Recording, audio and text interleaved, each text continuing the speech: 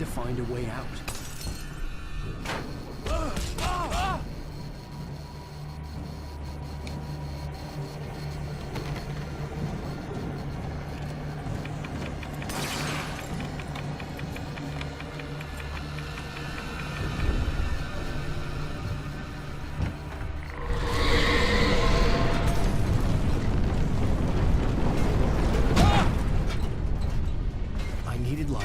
Possessed bookshelves out of my way.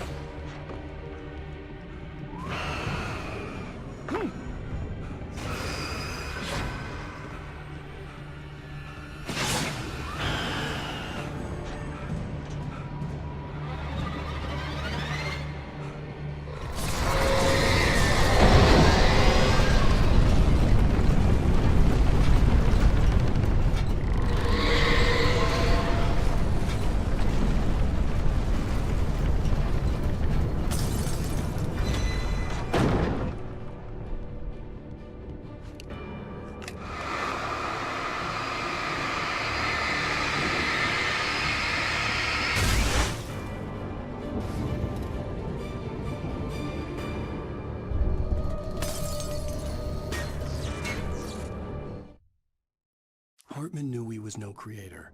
He had no ambitions on that front.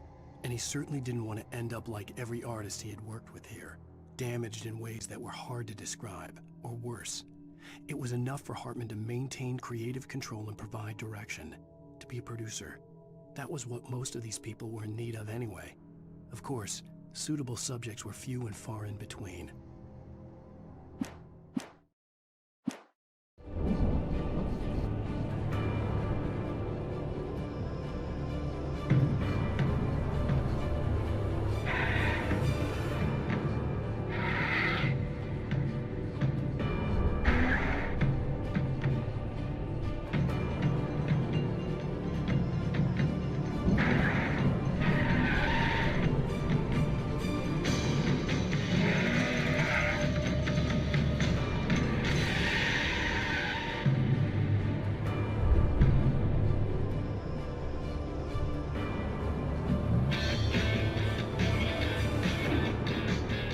Want access to thousands of applications? Verizon Wireless has you covered.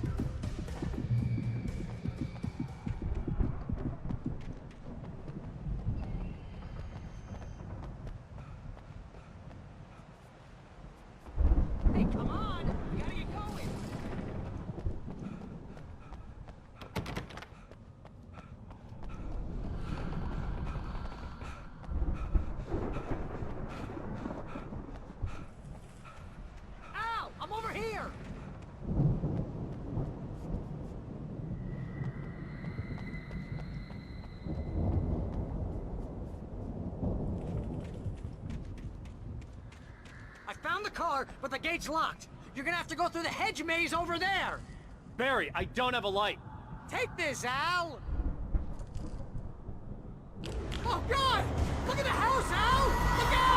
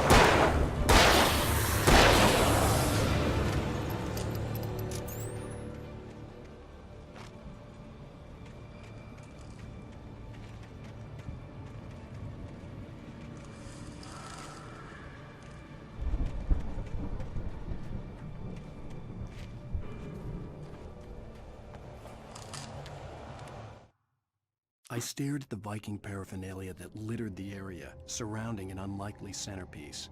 A full-size stage complete with an impressive sound system with all the trimmings, including a dragon. It took a special kind of crazy to build something like this in a remote field.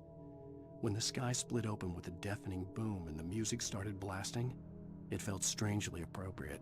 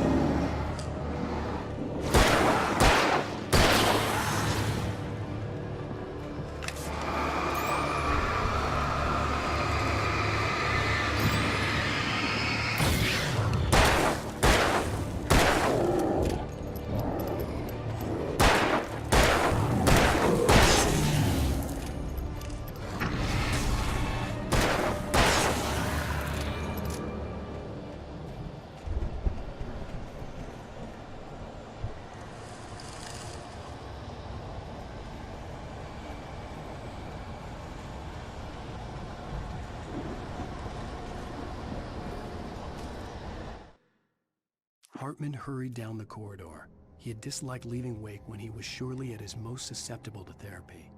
But this was not an ordinary storm. Wake had been writing, and he had woken something up in the depths of the lake. Now, it was coming for him. Hartman had naturally prepared for a situation like this. The idiot brothers would keep Wake distracted while Hartman double-checked everything, just to be sure.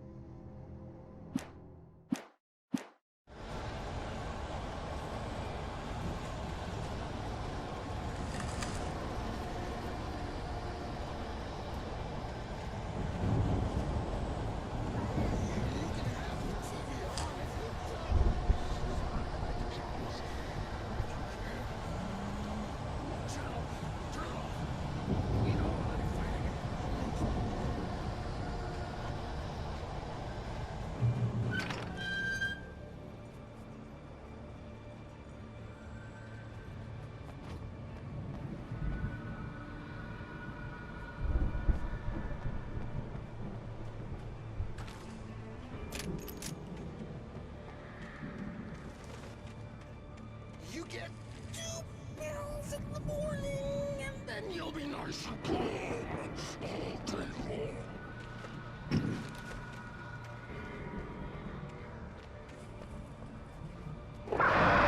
You get 3 pills in the evening.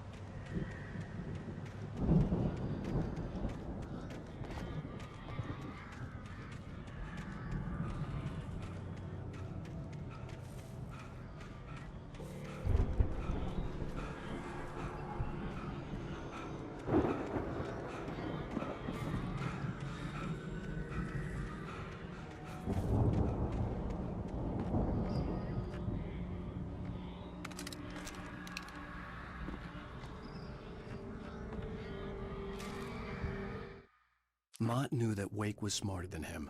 Wake had more money, a beautiful wife, everything. And Hartman said Wake was important. That made him better than Mott. But Mott was calling the shots now.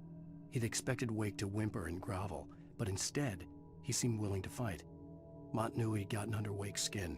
If only Mott actually had his wife. The thought made him shiver.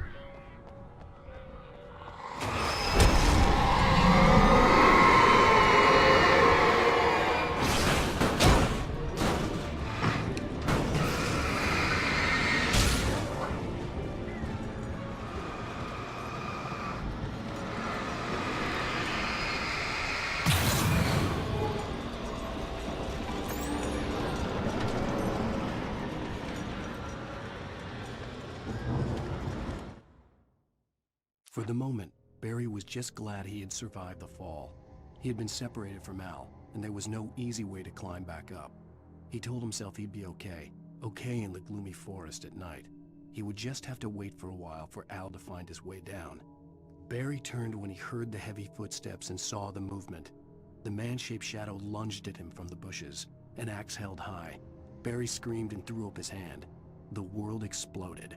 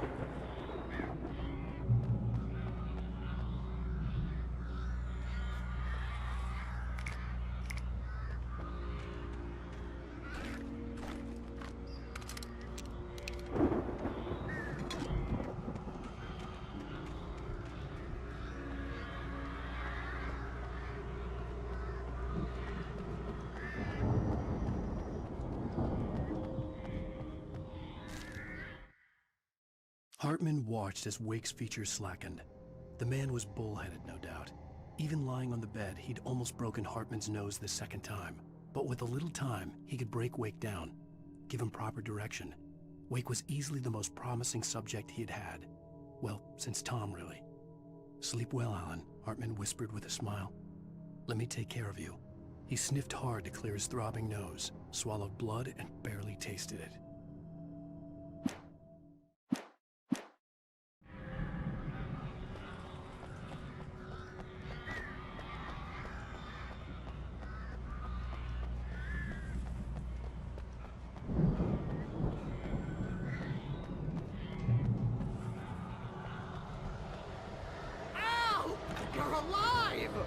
Let's get out of here. Can you open this gate?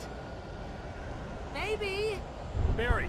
Well, I slammed it shut when the nasty showed up, and the key fits kinda loose in the lock, so, Barry! I'll find it, don't worry about it!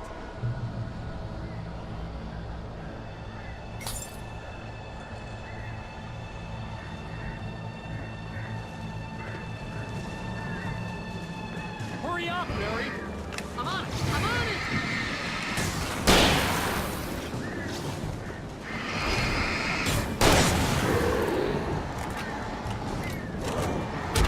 It's gotta be here!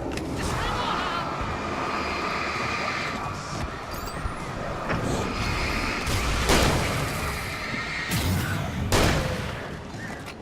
Oh, hey! I found a corner!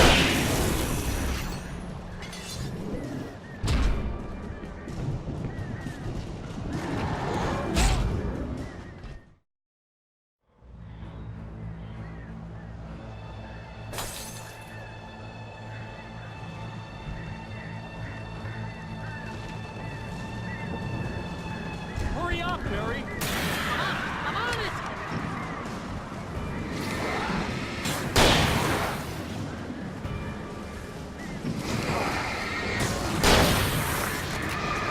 Here!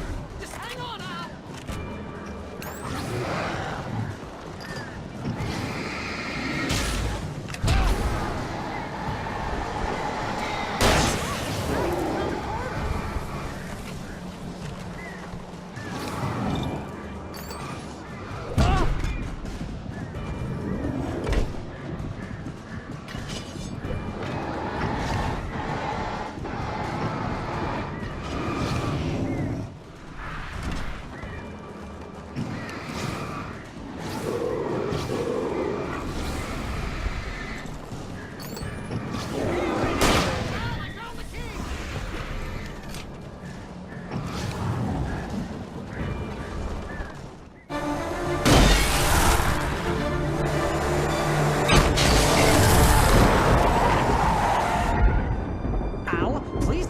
headed for the nearest "You're now leaving Bright Falls. Come back soon" sign.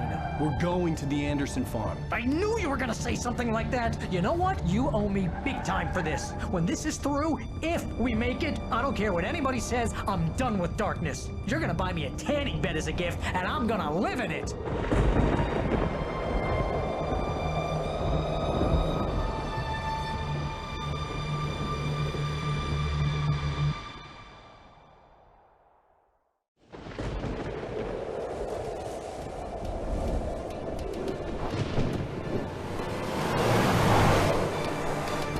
I'm crazy, but that's fine, Barry. Oh, you got that right, Al. You're barking mad. You are by far the But craziest... maybe that's inevitable when you deal with crazy stuff like this. It helps. This is happening, Barry. Alice, they never had Alice. She's trapped in the darkness at the bottom of the lake, but she's not dead. Al, how can you know that? I know, Barry. I can... Al, No, listen. I can bring her back. I can find her. There's something special about this place. The lake, it does something to the works of art created here. It makes them come true. But there's a catch. The dark presence, whatever that thing is, twists it to its own ends. That's why all of this is happening. It's using my manuscript to take over everything. Al, I believe you. It happened to Thomas Zane before, it happened to the Andersons. I believe you. Crazy or not, you're not delusional. Weird shit's going down. That's a fact. I'm on board, man. I'm with you. The Andersons knew about it, but they were too far gone to tell me with all the drugs they were on. But they wrote it down. There's a message somewhere at their farm, Barry. We just need to find it. Look out!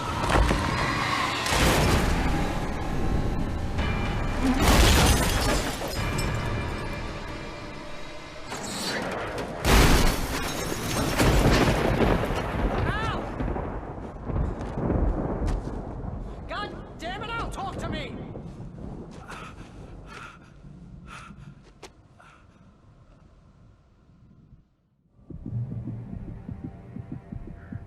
I had lost my gun in the crash. Barry was nowhere to be seen.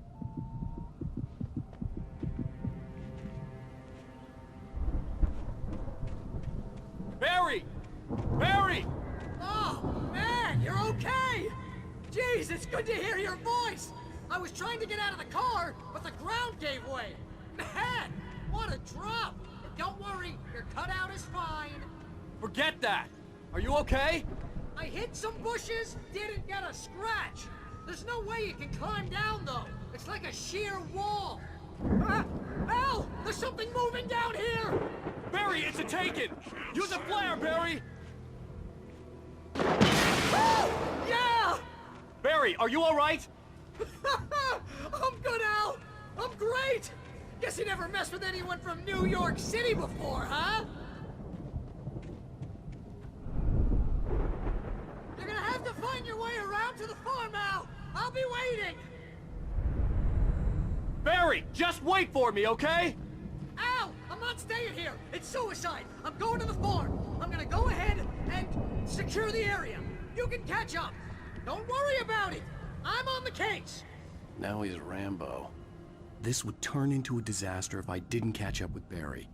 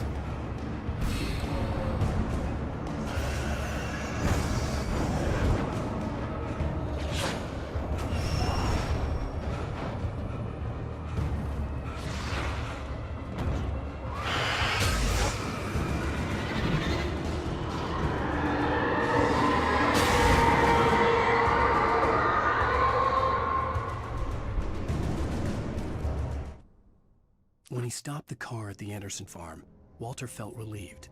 Oblivion was close at hand. The brothers wouldn't miss a jar of moonshine or two in the booby hatch. But then he saw the man on the porch, and he knew who it was. Driving for his life and knowing it was useless, he didn't realize he was crying until he couldn't see the road for the tears.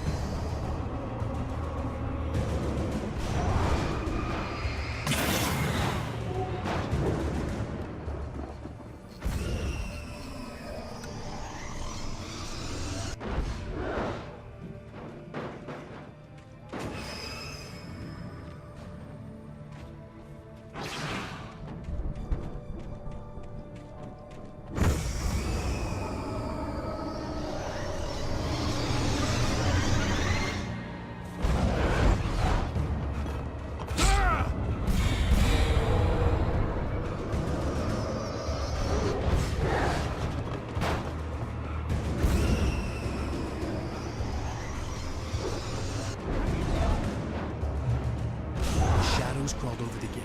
I needed a light to destroy them to get through.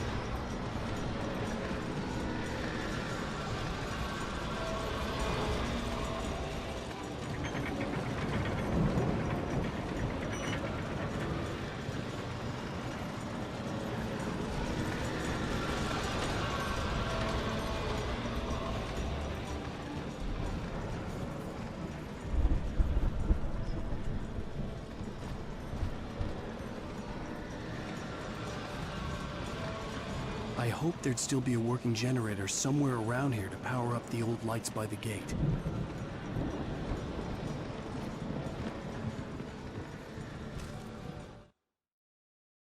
Agent Nightingale stared at the passed-out rider. The man was sleeping off one hell of a night. Nightingale felt a stab of envy at Wake's oblivion, but he had a job to do. He put the gun to Wake's head and almost became a murderer. His hand shook and his throat felt tight and dry. Biting his teeth, he tried again to pull the trigger. He lost the nerve. Wake stirred. Nightingale would have to settle for an arrest.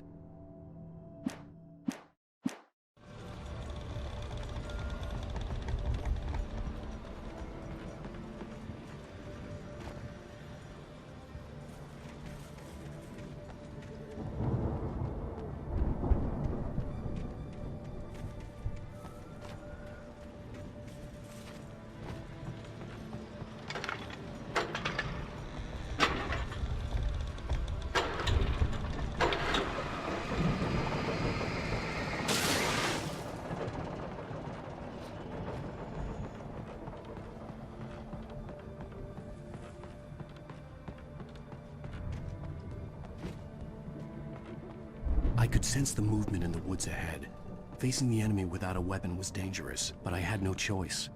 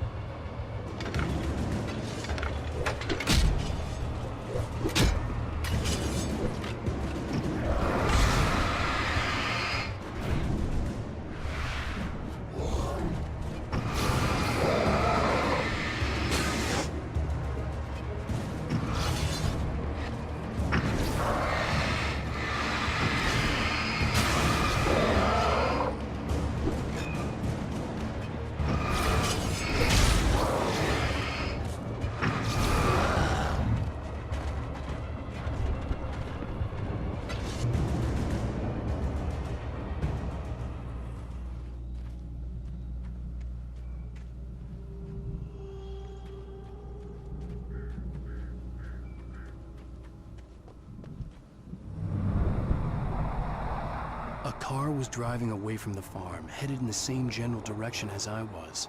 For all I knew, it was Barry, caught in the consequences of leaping before looking.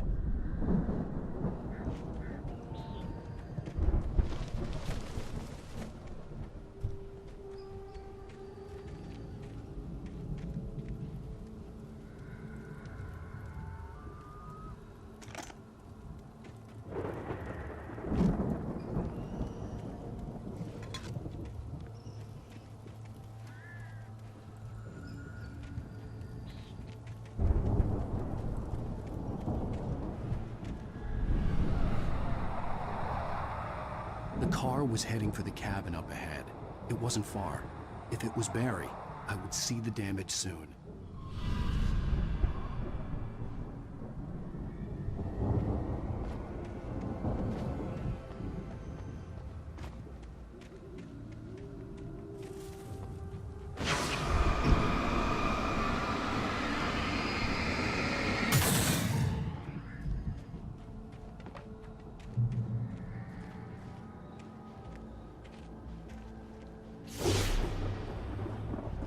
I'm trying to deliver each page to the right time and place. I'm trying to show you how the story goes. I had seen glimpses of the light before. I had seen it in my dream. It was a strange spaceman or a diver in a bulky suit. He was the one who'd been placing the pages on my path.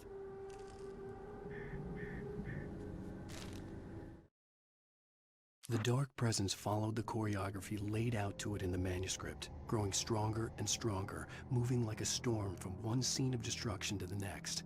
But it was still bound to follow the story and chained to the dark place it came from. When the story reached the end it longed for, it would finally be free.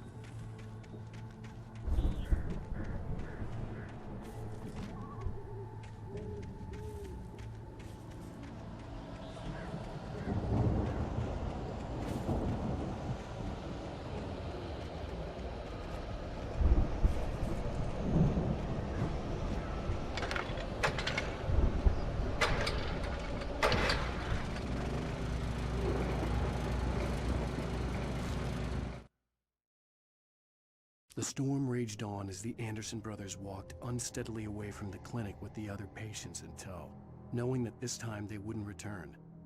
The darkness around them seethed with horrors, but Tor and Odin were unafraid. Their eyes glinted with guile. They knew every secret path, and there was blood on their hands. They had fought these shades before.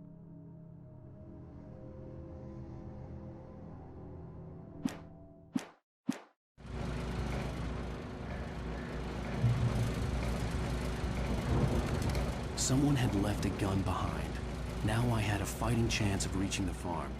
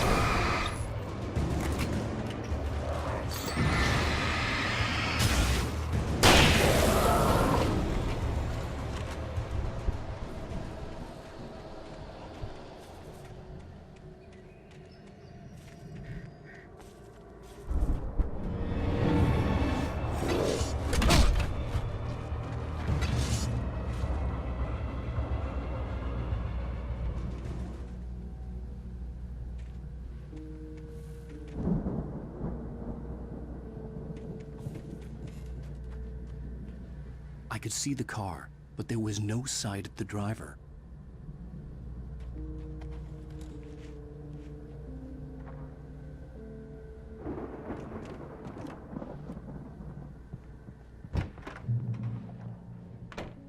Hello? Anybody here? Barry! No! Danny, you're not! Please! What are you? No! Don't! I'm sorry!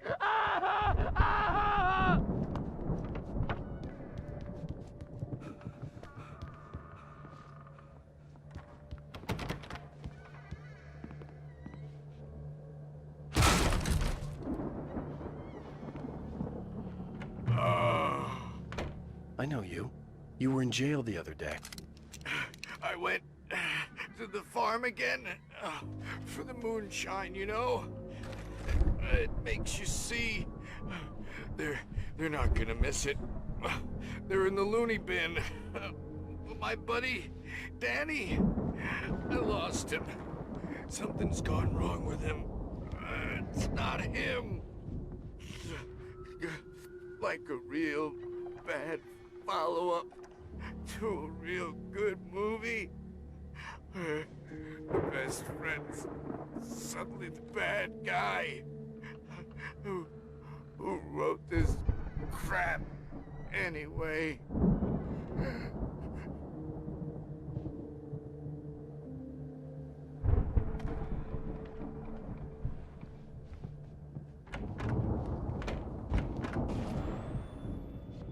I've run through every possible course in my head.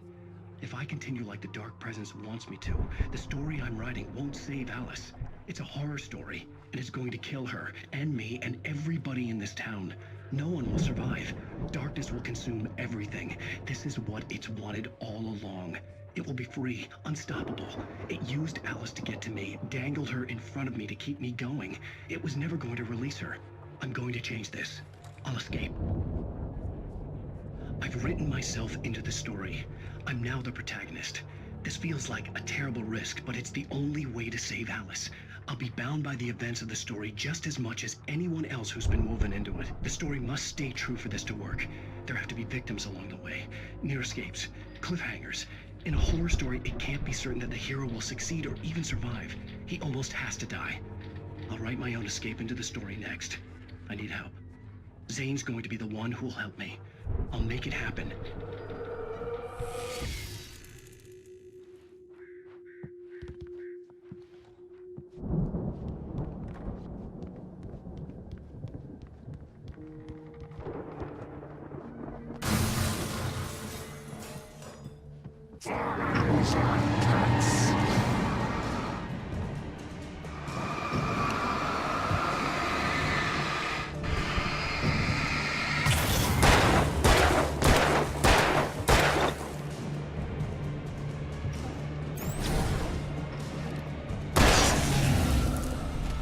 Let me guess. Danny, huh?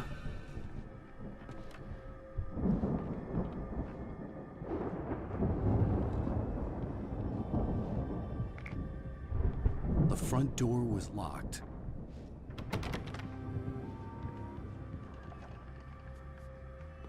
The farm was still a good distance away.